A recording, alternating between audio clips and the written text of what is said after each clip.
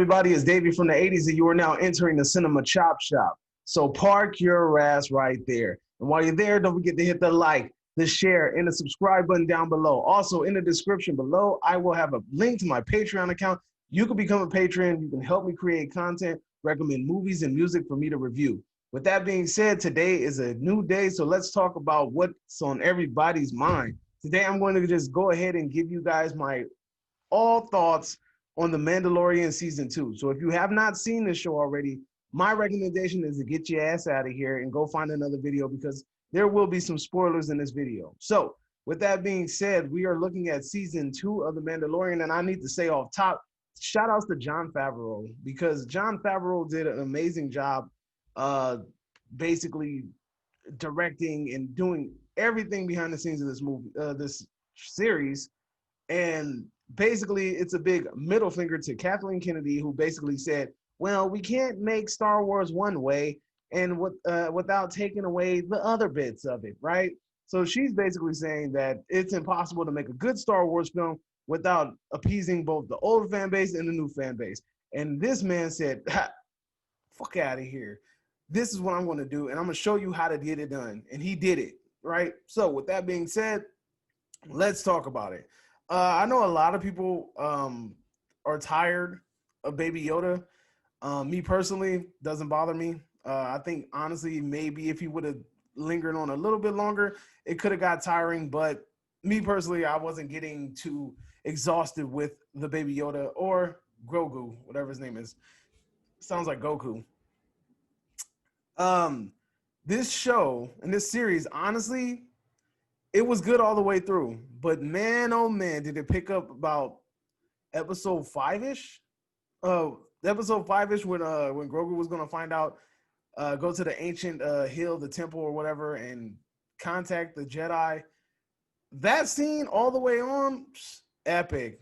Those episodes from then on were freaking magnificent, heart pounding, heart racing. Everything was hidden. This show always, to me, has a really good score. It kind of reminds you of the old Star Wars films, but it's kind of like this tribalistic spin on it, which I enjoy. What's that old boy name? Anyway, old boy that holds the Moff Gideon.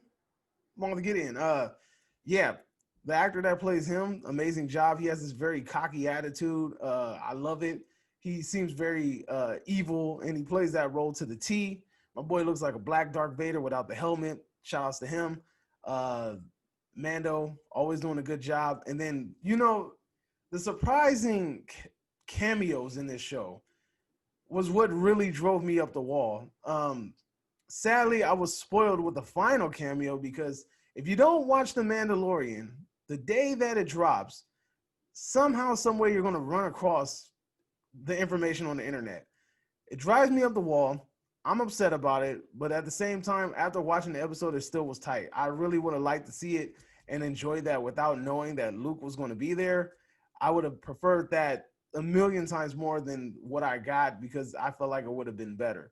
Now that CGI Luke, although it did look good, it just made me laugh. I don't know.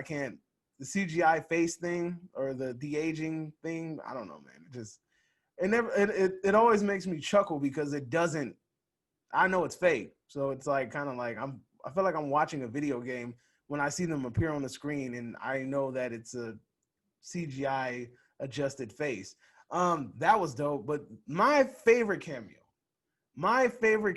hands down, has to be the return of Boba Fett. Man, Boba Fett came in there murking stuff, and it was crazy because when he in the earlier episodes when Mando found his armor, the Boba Fett armor, and took it away from the sheriff guy or whatever the case may be, what the deal that they struck, I was like, dang, dude, like he got Boba Fett's armor, but what the hell is he going to do with it? Like I never in a million years thought that Boba Fett was going to make a freaking return to the Star Wars franchise, and boy was I wrong, and I'm glad that I was wrong, and I was excited when he did. When he pulled up and I saw that spaceship flying, I'm like, no way. Is this who I think it is? And he flies in and he comes in and my boy, especially when he put on that armor. When he put on that armor, he was really, really going to town on folks.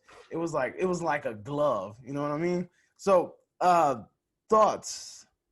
I was talking to my cousin who was a huge Star Wars junkie.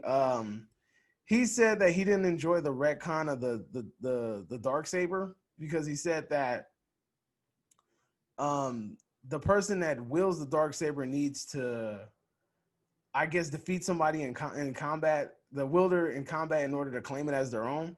And he was saying that the person that I forgot her name off the top of my head.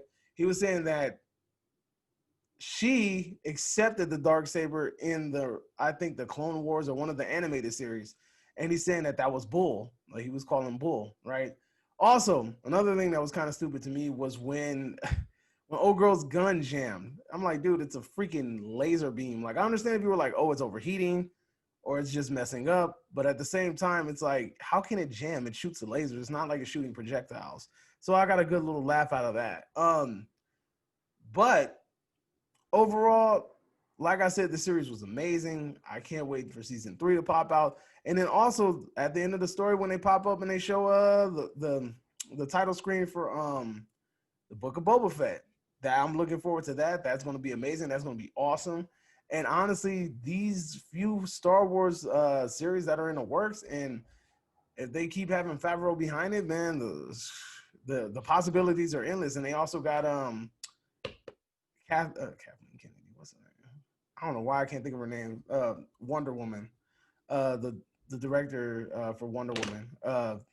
Why is her name not coming to my head? Anyway, they have her on board now, so I know that those films are going to be amazing. Freaking amazing. So I'm looking forward to everything. The Obi-Wan series, I'm looking forward to Darth Maul being there. I'm a huge Darth Maul fan. I remember when Star Wars Episode 1 popped in theaters, and I went to go see it. I was freaking in love with the character of Darth Maul. I thought his design was dope. I thought the dual sabers was tight. Everything was just is gangsta-licious.